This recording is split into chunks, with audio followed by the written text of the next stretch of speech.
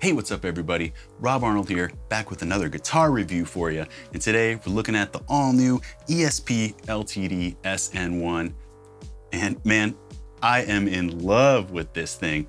Nothing bad to say about it. So just so you know, I wanted to put that out there first. This thing is the bomb. You already heard how it sounds. And if you want to make songs that sound like that, I suppose it doesn't require a guitar like this, but it certainly helps.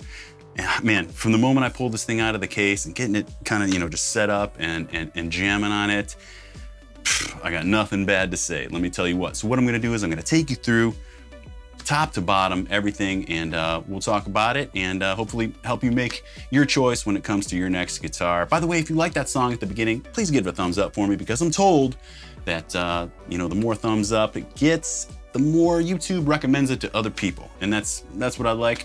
So again, so I can help inform dudes out there when they're looking for their next guitar. But when I pulled this thing out of the case, the very first thing I saw was that neck. Look at that. It is so smooth. Super fast. It's like butter. They call this a roasted maple. Loved it. Second thing I noticed, this incredible finish here, or they call it like a sandblasted, like textured body. I mean, listen, you can feel every grain of wood in there. Just so unique, striking. Everything about this guitar is striking, but let's go through it top to bottom here. We'll start with the headstock. Super sick. Again, the SN-1. On the back here, look at that. We got those dope ESP tuners I've talked about. Really like those. The LTD locking tuners. Got an ebony fretboard. 22 frets. And we've got these scallop frets actually here from 17 to 22. This is the first time I've ever actually checked out scallop frets.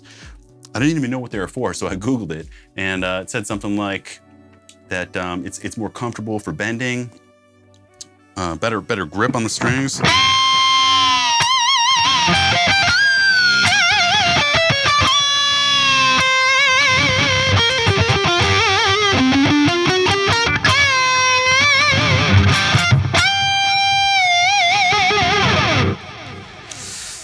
I'm gonna be honest with you, I don't notice any difference. I probably wouldn't care about having scallop frets on any other guitar, but I bet that's cool for some people, especially because sometimes some guitars you see the whole fretboard is scalloped, and this is just like in the main soling area, so maybe that's cool. But again, I don't really notice any difference, but it certainly doesn't hinder anything. Feels fine, but that's cool. Some guys like that. Some guys probably don't care. But man, look at this, just this black on black pickguard. How dope is that? This thing is just sleek. I love that. The hip shot bridge, my new favorite bridge. I talked about that a couple videos ago with that Arctic metal guitar. It was the first time I had checked out the hip shot bridge. I'm just in love with this thing.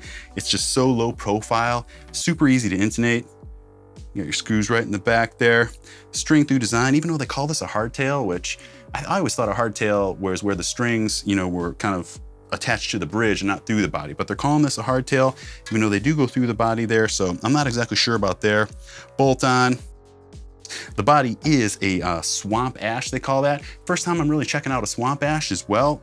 Super light, just comfortable, solid, durable, no complaints whatsoever.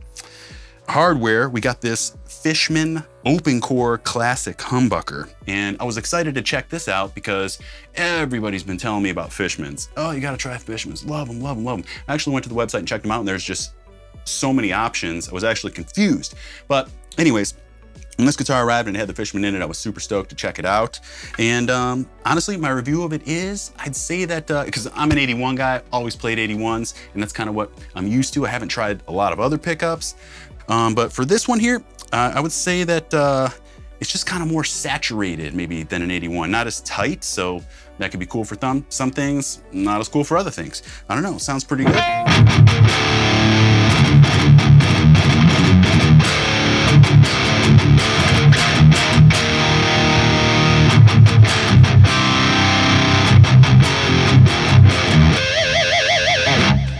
And then you've got another one of these push-pull pots here.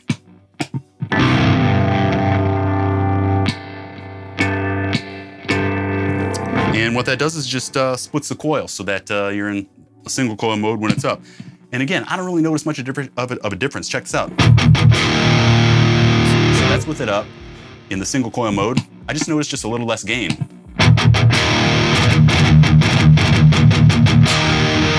Down.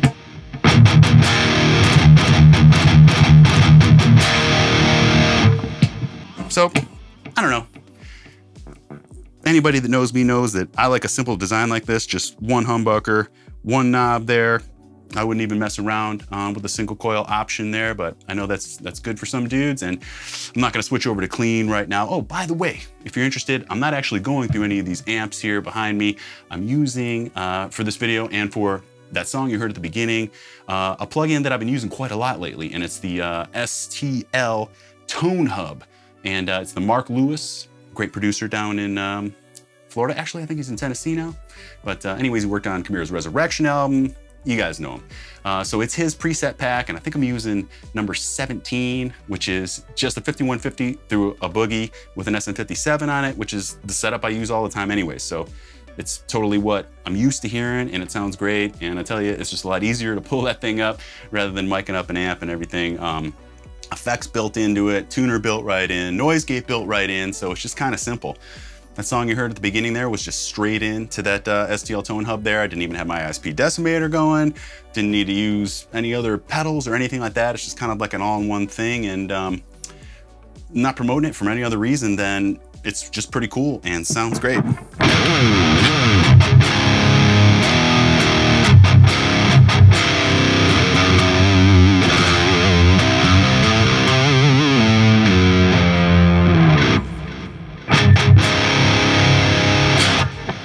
What I'm used to hearing. So I think that was kind of it though. I've covered everything there. You got your truss rod adjustment there at the neck there, which is nice. I've been liking that lately because it's just easy to access rather than have to pull off a little plate there to do at the top of the neck. Simple design on the back, bolt on. I think I mentioned that. Just a battery compartment. And none of that stuff matters other than the fact that the thing is just money. It plays great, feels great, sounds great, stays in tune. I would just have this as a perfect workhorse around the lab here, and I recommend it. Comes in at 1,100 bucks, which in my opinion, it is worth every single penny. You're not gonna get a guitar this great, this well-made, perfect in every single way for that price tag. And maybe you can even find them used. So, well, they're so new, maybe you can't. I don't know. But anyways, I recommend the SN-1. I'll be playing this guy for a long time. And I think you should too. So that's it, short and sweet. Guess what? I loved it like I do with pretty much every ESP guitar. So appreciate you guys watching. You made it this far, thank you. You're new to the channel, consider hitting that subscribe button for me. I got a lot of videos on the channel ranging from guitar lessons to reviews, my conversational, everything you love show, playthroughs, all sorts of cool stuff.